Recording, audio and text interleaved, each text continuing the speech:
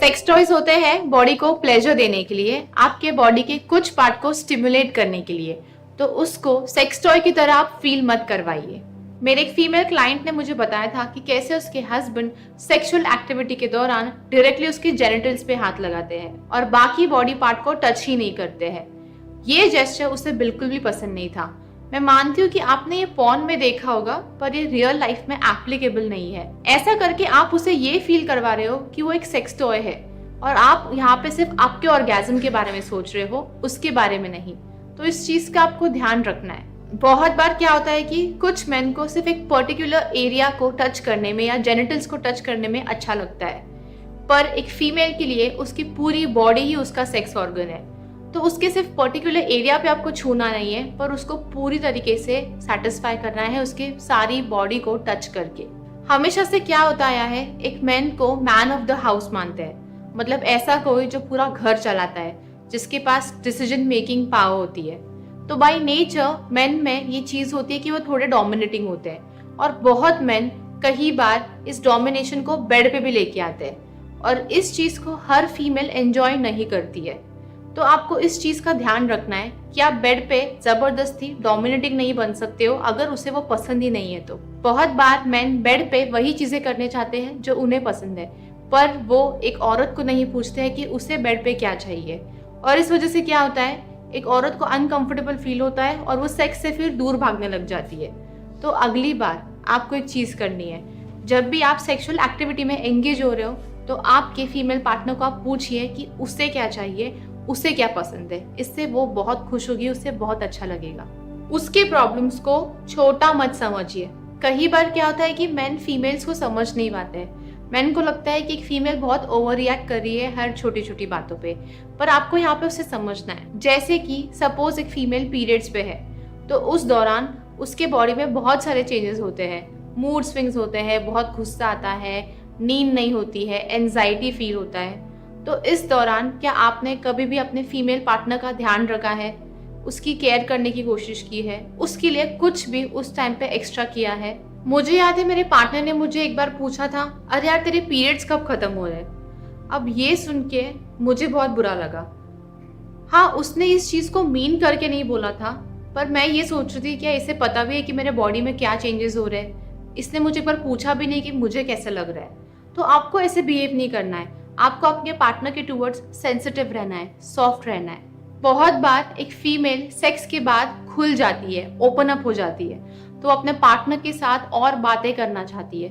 तो हो सकता है कि वो आपके साथ कुछ शेयर करे, जैसे कि कुछ पास्ट एक्सपीरियंसेस या अपने पास्ट बॉयफ्रेंड के बारे में, या कोई बुरी चीज़ अच्छी चीज़ उसके साथ हुई है, या कोई सेक्सुअली अब्यूजिव सिचुएशन उसके साथ हुई है, वो आपके साथ शेयर करना चाहती है। तो उस दौरान आपको उसे जज नहीं करना है, आपको उसे फीडबैक नहीं देना है, आपको उसका हाथ पकड़ना है और उसे ये एहसास करवाना है कि आप उसके साथ हो वहाँ पे।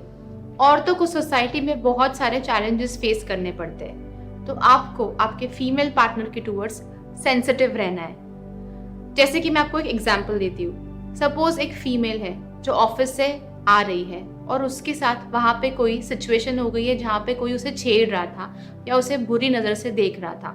आने के बाद ये बात वो अपने मेल पार्टनर को बताती है। तो उस दौरान मेल पार्टनर ने क्या करना चाहिए? उसने उसे ऐसा नहीं बोलना चाहिए, अरे तुम तो स्ट्रांग हो, तुम तो हैंडल कर लोगी, सब कुछ सही है।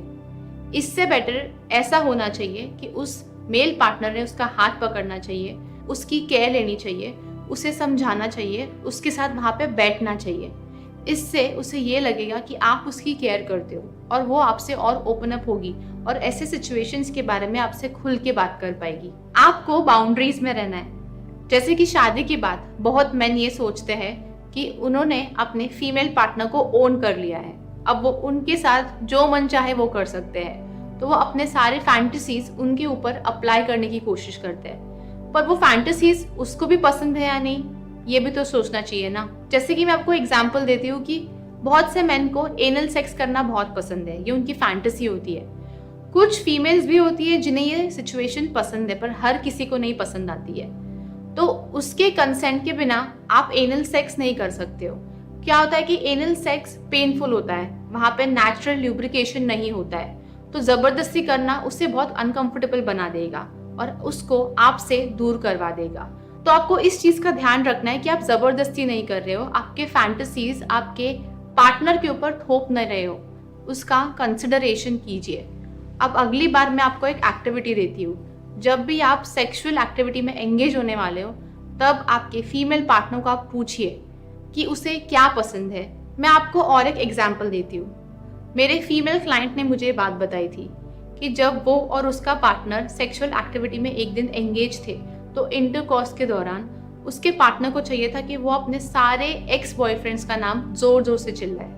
अब ऐसे सिचुएशन में वो बहुत अनकंफर्टेबल हो गई, उसे ये चीज़ पसंद नहीं आई, तो उनके बीच में सेक्सुअल गैप क्रिएट हो गया और उनका बहुत बड़ा झगड़ा हो गया, जिस वजह से उनकी जो सेक्सुअल लाइफ थी वो और बेकार हो गई और कम्युनिकेशन भी उनका बेकार हो गया। और एक एग्जांपल देती हूँ मैं अपने फीमेल क्लाइंट का।